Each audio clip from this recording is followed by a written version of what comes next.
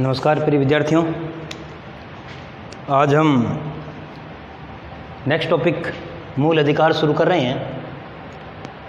आपको पता है कि यह विषय अत्यंत महत्वपूर्ण है। प्रत्येक प्रतियोगी परीक्षाओं में इसे बारंबार पूछा जाता है। मूल अधिकार विषय प्रतियोगी परीक्षाओं के हिसाब से भी और सामान्य ज्ञान के हिसाब से भी इसकी जानकारी हमें होनी चाहिए। मूल अधिकार कक्षा 12 राजनीति विज्ञान विषय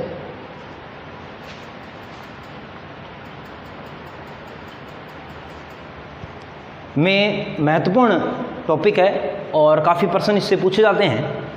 सामान्य जानकारी अगर हम इसका परिचय लें कि मूल अधिकारों के संदर्भ में क्या परिचय सामान्य हो सकता है, तो सबसे पहले है कि मूल अधिकारों का वर्णन भाग 3 में है और अनुच्छेद 12 से अनुच्छेद 35 तक हमें इसका वर्णन मिलता है। हालांकि इसके संदर्भ में हमें ये जानकारी भी होनी चाहिए कि जिन मूल अधिकारों की हम बात कर रहे हैं उन मूल अधिकारों का वर्णन जब आप देखेंगे अनुच्छेद 14 से प्रारंभ होकर अनुच्छेद 32 तक है, तो फिर अनुच्छेद 12 में, अनुच्छेद 13 में, उसके बाद में अनुच्छेद 33, 34 और 35 में क्या लिखा है, इसकी जानकारी भी हमें होनी चाहिए।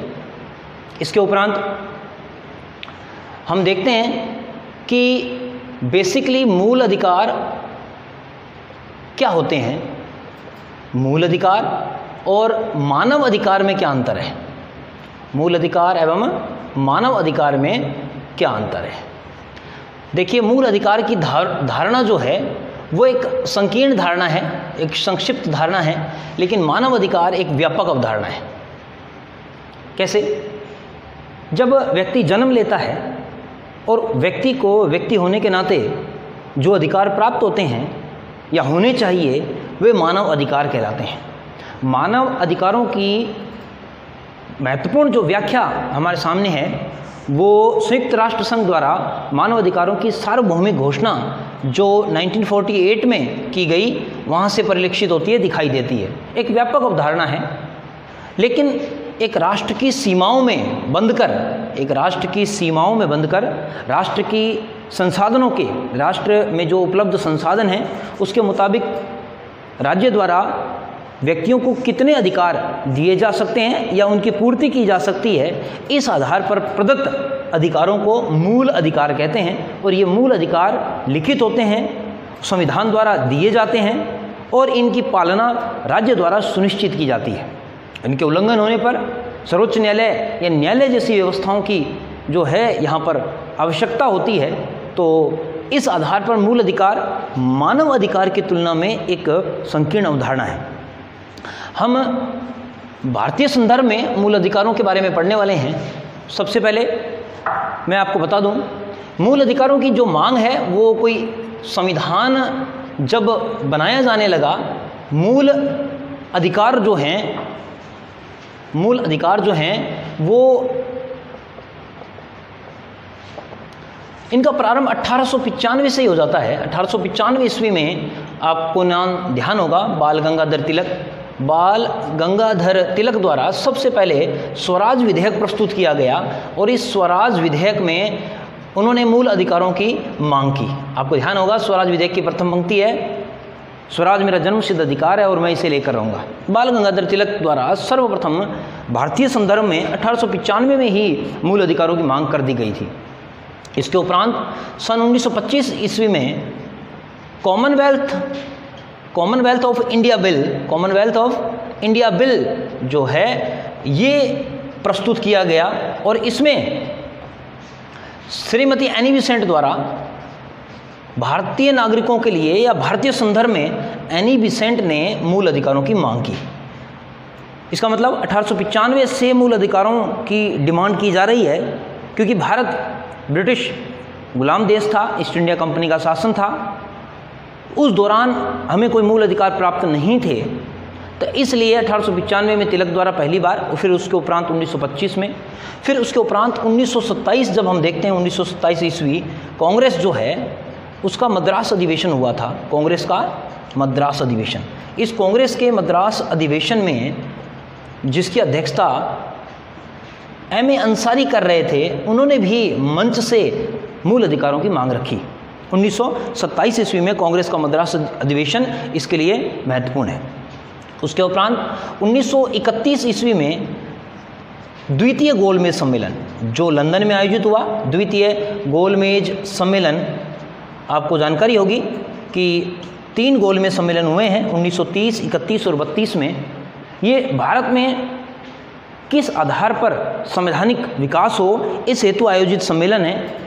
गांधी जी ने इसमें भाग लिया द्वितीय गोलमेज सम्मेलन में, जो कि लंदन में आयोजित हो रहा था, और महात्मा गांधी द्वारा, मोहनदास करमचंद M.K. गांधी द्वारा, जो राष्ट्रपिता कहलाते हैं, इन्होंने भारतीय नागरिकों के लिए मूल अधिकारों की मांग रखी, लेकिन अंग्रेजों ने उसे पूर्ण नहीं किया। और इसी वर्ष 1931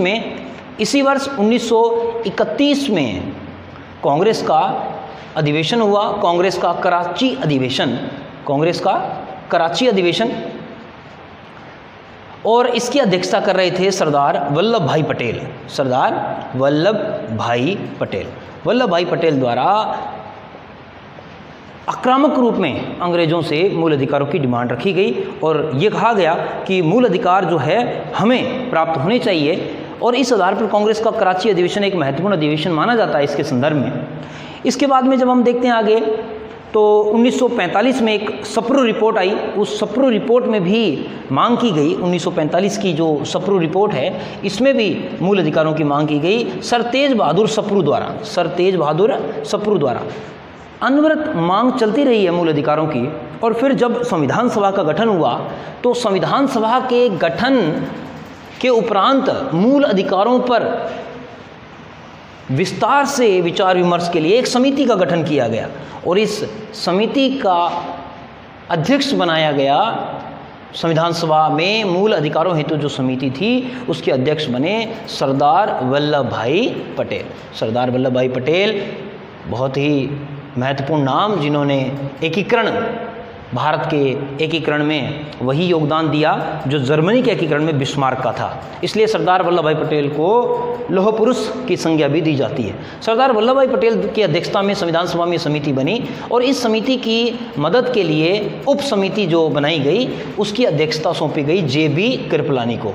J.B. कृपलानी मूल अधिकारों के लिए बनी समिति की मदद के लिए या उनका सहयोग करने के लिए J.B. कृपलानी के नेतृत्व में एक उप समिति भी बनाई गई ताकि मूल अधिकारों पर विस्तार से चर्चा की जा सके। तो हम ये देखते हैं कि 1895 से ही मूल अधिकारों की मांग चलती आ रही है, और जाकर संविधान सभा का जब भी मैं नाम लेता हूँ तो आपको सन 1946 ध्यान में आता होगा। सन 1946 में प्रथम बार संविधान सभा की यहाँ बैठक हुई है। 9 दिसंबर 1946 को संविधान सभा की प्रथम बैठक थी, और इसी प्रथम बैठक के उपरांत जब संविधान सभा ने अपना कार्य किया तो मूल अधिकार एक ऐसा विषय था जिस पे विस्तार से चर्चाएं की गई, डिबेट हुई, और किन अधिकारों को सम्मिलित किया जाना चाहिए और किन अधिकारों को सम्मिलित नहीं किया जा सकता, इसको लेकर चर्चाएं हुई। हमारे सामने मूल अधिकारों के प्रारूप के लिए इंग्लैंड में दिए गए मूल अधिकार जो 1215 ईस्वी में जो मैग्ना कार्टा के रूप में दिए गए थे, वो हमारे सामने थे। यूएसए ने, संयुक्त राज्य अमेरिका ने जो बिल ऑफ राइट्स के माध्यम से अपने नागरिकों को मूल अधिकार दिए, और यूएसए वह पहला देश था जिसने संविधान में मूल अधिकारों को स्थान दिया। संविधान में, इसका मतलब ऐसा देश जिसने संविधान में पहली बार मूल अधिकारों को लिखित रूप में प्रदान किया, वो था संयुक्त राज्य अमेरिका। इंग्लैंड में लिखित संविधान नहीं है, या यूँ कह लीजिए कि विभिन्न प्रकार के कानून जो हैं वो अलग अलग हैं। तो उनसे वहाँ कार्य चलता है। और मूल अधिकार भी इसी प्रकार से एक मैग्ना कार्टा के रूप में 1215 ईस्वी में इंग्लैंड के राजा द्वारा स्वीकार कर लिया गया था नागरिकों के लिए। तो उसके साथ में मैंने आपको बताया यूएनओ जो है संयुक्त राष्ट्र संघ, उसकी 1948 की जो मानव अधिकारों की सार्वभौमिक घोषणा थी, मानव अधिकारों की सार्वभौमिक घोषणा, ये भी हमारे सामने था। तो अब हमें विचार विमर्श ये करना था कि हम किस प्रकार से हमारे यहाँ नागरिकों को मूल अधिकार प्रदान करें।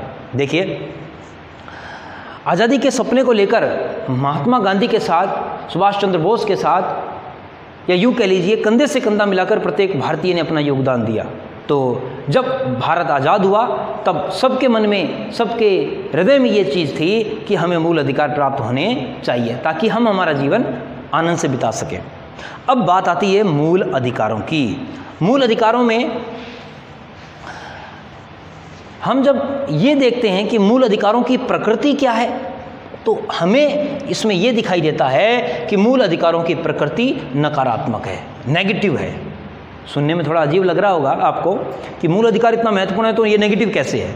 क्योंकि मूल अधिकारों की प्रकृति नकारात्मक इसलिए है क्योंकि इसमें राज्य को व्यक्ति के अधिकारों के अतिक्रमण से रोका गया है। राज्य को ये कहा गया है कि राज्य ऐसा ना करे, राज्य ऐसा ना करे। जैसे राज्य किसी नागरिक के साथ धर्म, जाति, मूल वंश के आधार पर भेदभाव नहीं करेगा, राज्य उपाधियां प्रदान नहीं करेगा, राज्य प्राण एवं दैहिक स्वतंत्रता के अंतर्गत राज्य बिना विधिक प्रक्रिया के किसी भी व्यक्ति को प्राणदंड नहीं देगा। इसका मतलब राज्य को बांधा गया है, राज्य को रोका गया है कि वह कहाँ कहाँ नागरिक और व्यक्तियों के साथ भेदभाव नहीं करेगा और उनके अधिकारों की रक्षा करेगा।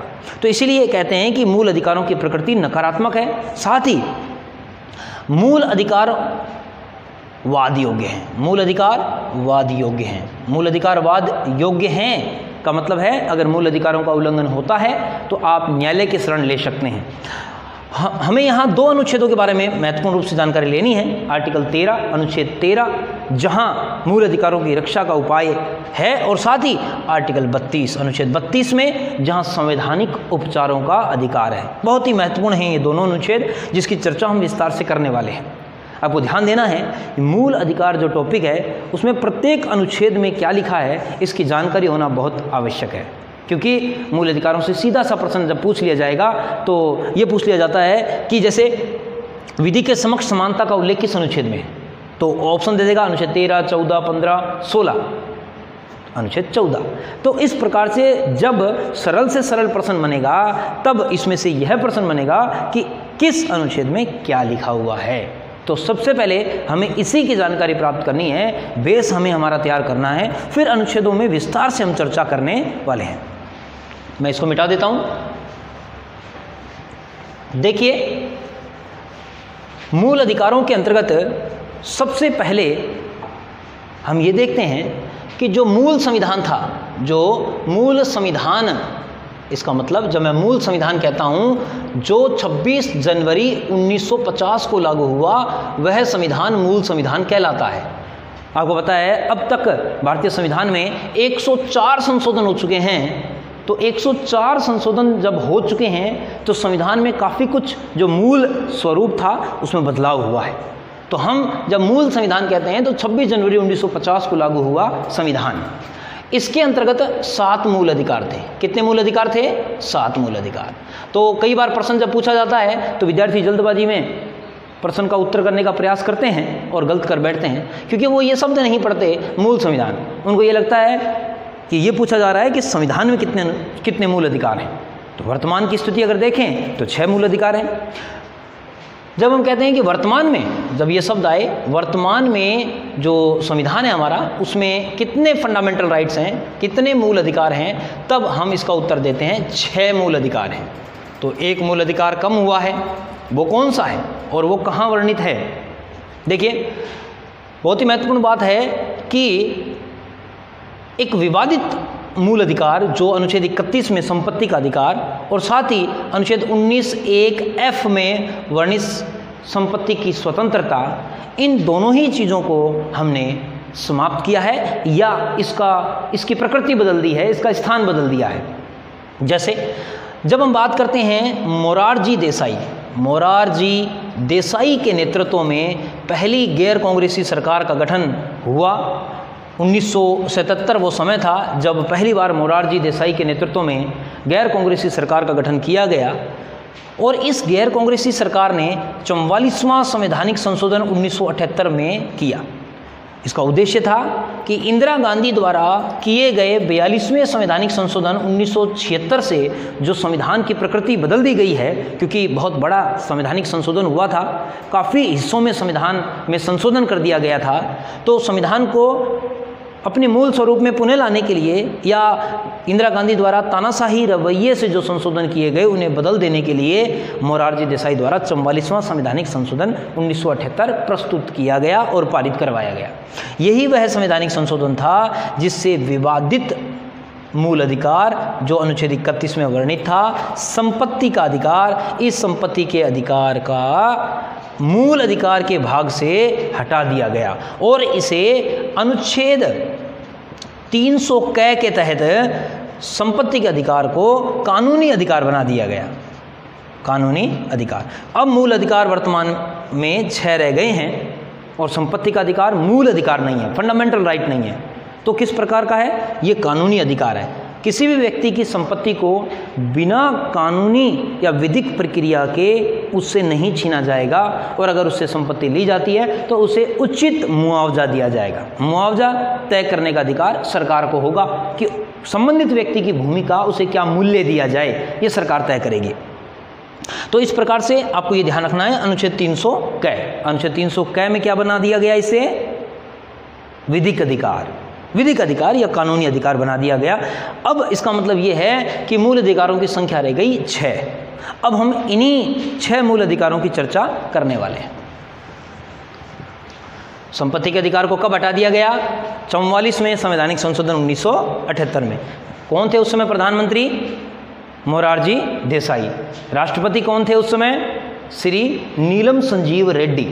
ये याद होनी चाहिए चीज़ें कि संवैधानिक संशोधन जो हुआ है उस तत्कालीन समय में प्रधानमंत्री कौन थे, राष्ट्रपति कौन थे, क्योंकि आपको पता है कि संवैधानिक संशोधन है या कोई कानून है वो तब तक पारित नहीं होता जब तक कि राष्ट्रपति उस पर हस्ताक्षर नहीं करते हैं। तो राष्ट्रपति कौन थे ये पूछा जाना स्वाभाविक है, ये ध्यान रखना है हमें।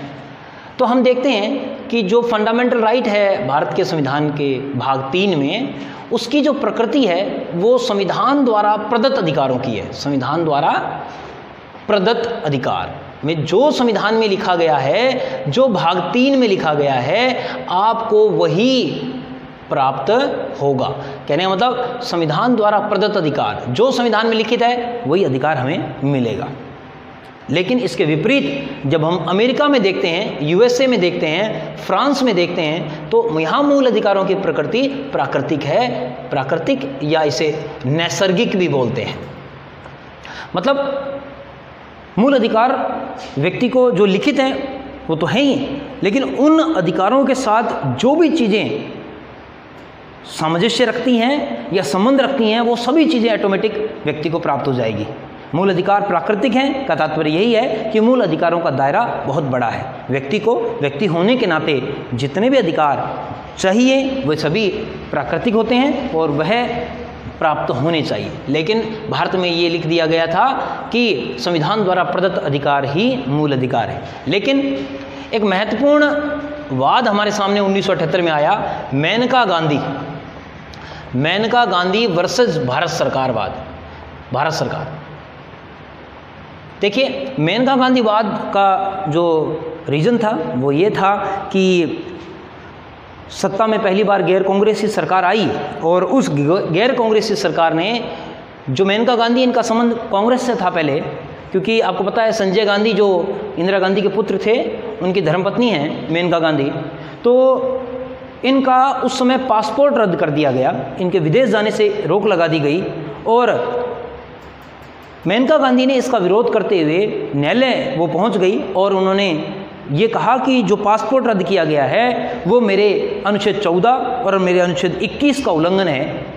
तो यहाँ पर सर्वोच्च न्यायालय ने ये निर्णय दिया, इसकी हम बाद में भी चर्चा करेंगे। सर्वोच्च न्यायालय ने यह कहा कि जो मूल अधिकार हैं उनकी प्रकृति प्राकृतिक है। मूल अधिकारों की प्रकृति प्राकृतिक या नैसर्गिक है। कहने का मतलब यह है कि मूल अधिकारों का लिखा होना जरूरी नहीं है। अगर कोई अधिकार किसी दूसरे अधिकार से साम्यता रखता है या उस अधिकार को पूर्ण करने के लिए जरूरी है तो वो अपने आप में मूल अधिकार हो जाएगा। यहाँ पर आर्टिकल 21 की व्याख्या करते हुए, जिसमें प्राण एवं दैहिक स्वतंत्रता का वर्णन है, जिसकी चर्चा हम आगे करेंगे, इसकी व्याख्या करते हुए सर्वोच्च न्यायालय ने कहा कि विदेश भ्रमण का अधिकार भी अनुच्छेद 21 के तहत मूल अधिकार है। इसी प्रकार से इस अनुच्छेद के दायरे में वर्तमान में 60 से अधिक मूल अधिकार आ जाते हैं, जैसे नींद लेने का अधिकार, स्वच्छ जलवायु का अधिकार, स्वच्छ पर्यावरण का अधिकार, महिलाओं को संतान उत्पन्न करने का उनका निर्णय होगा, ये भी उन्हें अधिकार है, कार्यस्थल पर यौन शोषण से मुक्ति का अधिकार, त्वरित न्याय का अधिकार, भूख जो है, हंगर जो है उससे जो है सुरक्षित होने का अधिकार, निःशुल्क भोजन का अधिकार जिसे हम कहते हैं, निःशुल्क आश्रय का अधिकार, किसी के पास अगर रहने की जगह नहीं है तो उसे निःशुल्क आश्रय मिले। तो ये सभी चीज़ें अनुच्छेद 21 के दायरे में आ जाती हैं। प्रिय विद्यार्थियों, अब हम आगे बढ़ते हैं और जैसे कि मैंने अभी आपको मूल अधिकारों का परिचय बताया है, अब इसे लेकर हमें आगे बढ़ना है। तो मैं शुरुआत कर रहा हूँ अनुच्छेद 12, अनुच्छेद 13, अनुच्छेद 33, अनुच्छेद 34, अनुच्छेद 35। मैं इन अनुच्छेदों को, इन आर्टिकल को मैं इसलिए यहाँ पहले ले रहा हूँ ताकि जब हम मूल अधिकार पढ़ेंगे अनुच्छेद 14 से लेकर अनुच्छेद 32 तक, उससे पहले हमें अनुच्छेद 12, अनुच्छेद 13, अनुच्छेद 33, अनुच्छेद 34 की सामान्य जानकारी हो जाए। देखिए, अनुच्छेद 12 में राज्य की परिभाषा दी गई है। राज्य से क्या तात्पर्य है? जब भाग 3 में बार बार राज्य शब्द आएगा तो राज्य का तात्पर्य क्या है? तो यहाँ पर राज्य की परिभाषा दी गई है, राज्य का अर्थ दिया गया है। जब हम यहाँ राज्य का अर्थ पढ़ते हैं तो राज्य के अंतर्गत क्या क्या चीज़ें सम्मिलित है, तो इसमें ये लिखा है संसद या भारत सरकार, संसद या भारत सरकार, राज्य विधानमंडल या राज्य सरकार। नंबर 3 पर स्थानीय सरकार, नंबर 3 पर स्थानीय सरकार या स्थानीय प्राधिकारी। स्थानीय सरकार से तात्पर्य पंचायती राज आप ले सकते हैं, नगरीय निकाय आप ले सकते हैं। लेकिन साथ ही साथ राज्य की परिभाषा में वो सभी चीज़ें, वो सभी संस्थान भी सम्मिलित हैं जिनकी स्थापना राज्य के आदेशों से हुई है, वो सभी राज्य के दायरे में हैं। जैसे एक राज्य के विद्यालय है, वो राज्य है। राजकीय अस्पताल है, वो राज्य है। जैसे ONGC है, राज्य है। NTPC है, राज्य है।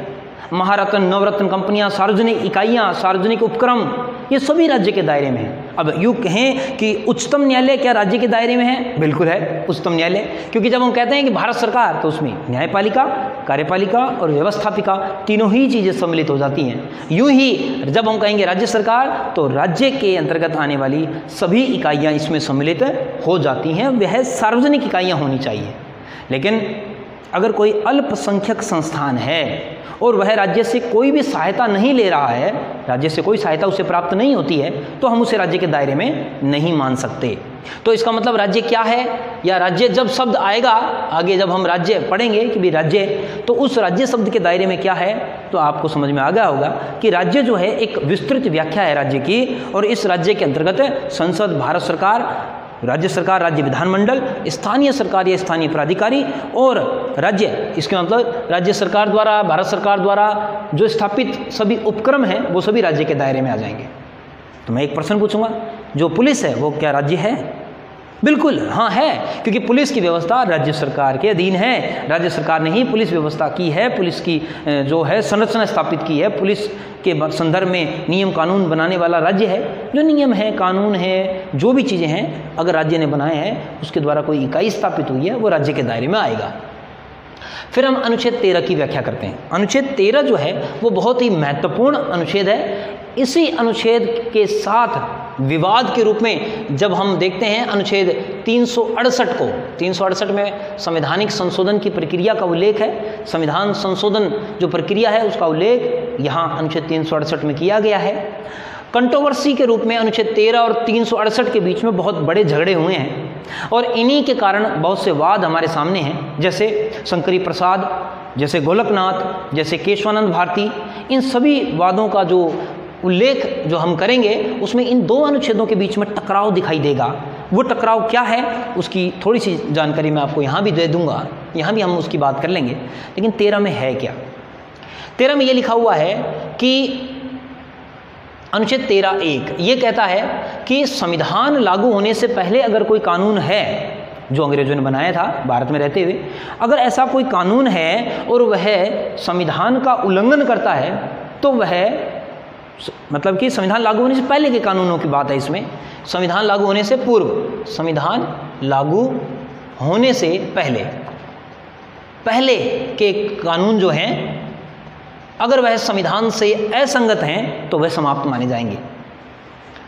फिर अनुच्छेद 13(2) संविधान लागू होने के बाद के कानून, संविधान लागू हो गया, संविधान लागू होने के पश्चात अगर कोई कानून बनाया है और वह संविधान से मेल नहीं खाता या संविधान की मूल भावना के विपरीत है तो ऐसे जो कानून है वह उल्लंघन की मात्रा तक शून्य होंगे। उल्लंघन की मात्रा, ये बहुत ही महत्वपूर्ण शब्द है, ये ध्यान रखना है। उल्लंघन की मात्रा तक शून्य है।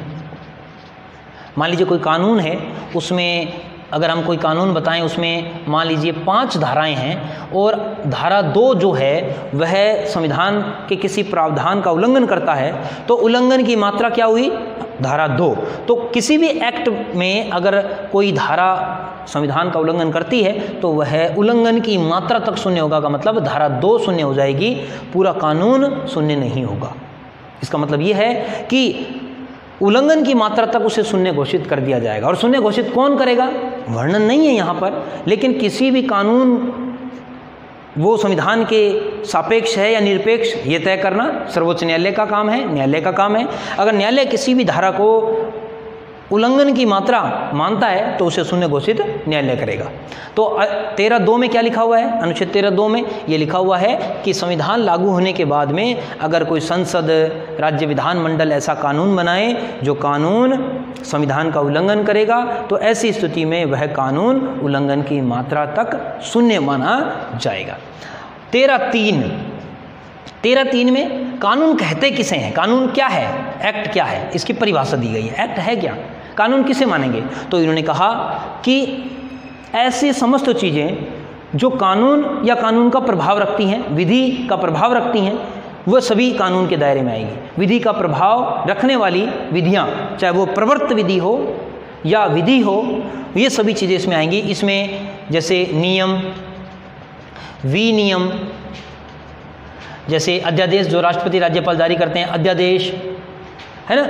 उसके बाद में हम यहाँ लिख सकते हैं कानून, विधि, है ना, या रूढ़ी या प्रथा। जैसे कोई समाज में रूढ़ी या प्रथा है और उसका प्रभाव कानून के रूप में है, कानूनन है ऐसा प्रभाव, तो उसे भी कानून माना जाएगा, उसे भी एक्ट माना जाएगा। यहाँ ध्यान रखने वाली बात है, स्टार लगा कर लिख रहा हूँ मैं, आगे इसका आपको बहुत लाभ मिलेगा इस चीज़ का। यहाँ पर संविधान संशोधन अधिनियम जो है, संविधान संशोधन अधिनियम जिसे हम एक्ट भी कहते हैं, constitutional amendment act, constitutional amendment act. तो एक्ट, संविधान संशोधन अधिनियम की चर्चा अनुच्छेद 13(3) में नहीं की गई है। अब ये शायद संविधान निर्माताओं से या तो उन्होंने बहुत विचार विमर्श कर इसे यहाँ नहीं रखा या उनसे ऐसी त्रुटि हो गई। ये कहना स्वाभाविक नहीं है कि पता नहीं क्या हुआ होगा, लेकिन ये ध्यान रखना है कि संविधान संशोधन अधिनियम शब्द का प्रयोग अनुच्छेद 13(3) के तहत नहीं है। और यही विवाद का विषय है जिसकी चर्चा हम आगे करेंगे कि संविधान संशोधन अधिनियम को सामान्य कानून माना जाए या ना माना जाए। संविधान संशोधन अधिनियम सामान्य कानून है या नहीं है, इसकी चर्चा भी हमें यहाँ करनी है। तो आप आर्टिकल 13 को समझ गए होंगे। 13(1) में संविधान लागू होने से पहले के कानून, 13(2) में संविधान लागू होने के बाद के कानून, 13(3) में कानून है क्या, और बाद में इंदिरा गांधी के समय एक और इसमें आर्टिकल उन्होंने जुड़वाया 13(4) जिसको उन्होंने 24वें संवैधानिक संशोधन 1971 द्वारा जुड़वाया। और इसमें क्या लिखवाया, ये लिखवा दिया कि इस अनुच्छेद के अंतर्गत अनुच्छेद 368 के द्वारा किए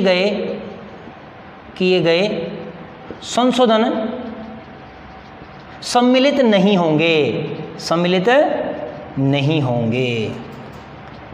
जैसे कि मैंने अभी आपको बताया था कि 13(3) में संविधान संशोधन अधिनियम नहीं लिखा हुआ है। इस नहीं लिखे होने के कारण ही शंकरी प्रसादवाद, गोलकनाथवाद, केशवानंद भारतीवाद, ये वाद हमारे सामने आए। तो इंदिरा गांधी ने अनुच्छेद 13(4) जोड़कर 24वें संवैधानिक संशोधन 1971 में अनुच्छेद 300 ये लिख दिया इसके अंतर्गत कि अनुच्छेद 368 के द्वारा जो भी सरकार या संसद संशोधन करेगी वह अनुच्छेद 13 के दायरे में नहीं आएंगे। मतलब अनुच्छेद 13 और अनुच्छेद 368 अलग अलग हैं, अलग अलग सर्कल हैं। ये सामान्य कानून की बात करता है और यह कॉन्स्टिट्यूशनल अमेंडमेंट एक्ट की बात करता है। दोनों अलग अलग हैं। इसी की चर्चा हम आगे विवादों के रूप में जब हम पढ़ेंगे तब हम करेंगे। तो अनुच्छेद 13 आपको समझ में आ गया होगा कि अनुच्छेद 13 के अंतर्गत जब हम देखते हैं तो अप्रत्यक्ष रूप से न्यायिक पुनरावलोकन की बात कही गई है। अप्रत्यक्ष रूप से यह शब्द इसमें लिखित नहीं है, लेकिन न्यायिक पुनरावलोकन का मतलब क्या होता है, ये अमेरिका से प्रभावित है, अमेरिका से लिया गया है। न्यायिक पुनरावलोकन का मतलब है कि अगर कोई कानून, अगर कोई विधि संविधान के विरुद्ध है तो ऐसी विधि को न्यायालय द्वारा उसकी समीक्षा करते हुए, जिसे हम न्यायिक समीक्षा कहते हैं, उसे रद्द किया जा सकता है। तो ऐसी ही व्याख्या हमने देखा कि आर्टिकल 13(2) में है। आर्टिकल 13(2) में ऐसी ही व्याख्या है, लेकिन शब्दशः जब हम ये कहते हैं कि क्या शब्दशः न्यायिक पुनरावलोकन शब्द का प्रयोग है, नहीं है। लेकिन क्या न्यायिक पुनरावलोकन से संबंधित भाव या अर्थ यहाँ पर है, तो हम कहते हैं आर्टिकल 13(2) में है, क्योंकि इसमें लिखा है उल्लंघन की मात्रा तक वह विधि शून्य हो जाएगी। और शून्य करेगा कौन? न्यायालय, सर्वोच्च न्यायालय। फिर हम देखते हैं आर्टिकल 33 में क्या है। आर्टिकल 33, 34 और 35 इनमें क्या लिखा हुआ है। 33 में ये लिखा हुआ है कि जो हमारे सैन्य बल हैं, चाहे वह थल सेना हो, चाहे वह जल सेना हो, चाहे वह वायु सेना हो, इसके जो सैनिक हैं उनके मूल अधिकार आम नागरिकों की तुलना में कम किए जा सकते हैं, उनका अल्पीकरण हो सकता है, लेकिन इसके लिए संसद को विधि बनानी होगी। संसद विधि बनाकर सैन्य बलों के अधिकारों को सीमित कर सकता है। मान लीजिए अनुच्छेद 21 में लिखा है प्राण एवं दैहिक स्वतंत्रता है, और कोई सैनिक ये कहते मैं तो नहीं लड़ने जाऊंगा, वहाँ अगर मैं लड़ने गया तो मैं मारा जाऊंगा, मेरे प्राणों को संकट हो जाएगा, मैं नहीं जाता। तो सोचिए ऐसी स्थिति में क्या होगा। तो सैन्य बलों को या सैन्य बलों के संबंध में अधिकारों को कम करने का जो अधिकार है वो संसद को दिया गया है, ऐसा लिखा हुआ है आर्टिकल 33 में। अनुच्छेद 33 सैन्य बल, अर्ध सैन्य बलों के अधिकारों को सीमित करने की शक्ति संसद को प्रदान करता है। हाँ, ये ध्यान रखनी, यहाँ पर बहुत ज़रूरी है ये ध्यान रखना कि संसद द्वारा बनाए गए कानून ही इसको कम करेंगे। अगर संसद ऐसा कोई कानून नहीं बनाता है तो ये कम नहीं होंगे। संसद ने ऐसा कानून बना दिया है। यहाँ पर अनुच्छेद 34 में क्या लिखा है, आर्टिकल, यहाँ मैं लिख देता हूँ दोबारा, आर्टिकल 34 में क्या लिखा हुआ है। 34 ये कहता है कि अगर किसी क्षेत्र में सैन्य कानून लागू है, अगर किसी क्षेत्र में सैन्य कानून लागू है, जिसे हम कहते हैं मार्शल लॉ, जिसे हम क्या कहते हैं, मार्शल लॉ। अगर किसी क्षेत्र में सैन्य कानून लागू है तो उस क्षेत्र विशेष, मान लीजिए जम्मू कश्मीर का ये पुलवामा क्षेत्र है, पुलवामा गांव है, ये पुलवामा जो है, अगर इस क्षेत्र में मार्शल लॉ लगा दिया गया है, तो इसी क्षेत्र के अंतर्गत रहने वाले नागरिक जो हैं उनके फंडामेंटल राइट्स निलंबित हो जाएंगे। जिस क्षेत्र में मार्शल लॉ लगा है उस क्षेत्र विशेष के नागरिकों के ही मूल अधिकार यहां प्रभावित होते हैं, संपूर्ण भारत के नहीं। इसका मतलब मार्शल लॉ की स्थिति में, क्योंकि मार्शल लॉ तभी लगाया जाता है जब कोई भी संकट या भविष्य में संकट आने वाला है या संकट की स्थिति है, तो ऐसी स्थिति में मार्शल लॉ लगाकर वहां पर जो है जो नागरिक रह रहे हैं उनके मूल अधिकारों को निलंबित किया जा सकता है। सैन्य कानून कहते हैं इसे, मार्शल लॉ, आर्टिकल 34। आर्टिकल 35 की बात करते हैं, अनुच्छेद 35। अनुच्छेद 35 जो है वो बहुत ही महत्वपूर्ण है। इसमें लिखा है संसद, ध्यान देना, संसद मूल अधिकारों को, फंडामेंटल राइट को प्रभावी रूप से लागू करने हेतु, प्रभावी रूप से लागू करने हेतु, प्रभावी रूप से लागू करने हेतु विधि निर्माण करेगी, विधि का निर्माण करेगी। देखिए ध्यान रखना है, यहां संसद को यह कहा गया है कि आपको कानून बनाकर मूल अधिकारों को लागू करना है। अभी थोड़ी देर पहले हमने पढ़ा आर्टिकल 13 क्या कहता है कि राज्य ऐसी विधि नहीं बनाएगा जो मूल अधिकारों का उल्लंघन करता हो।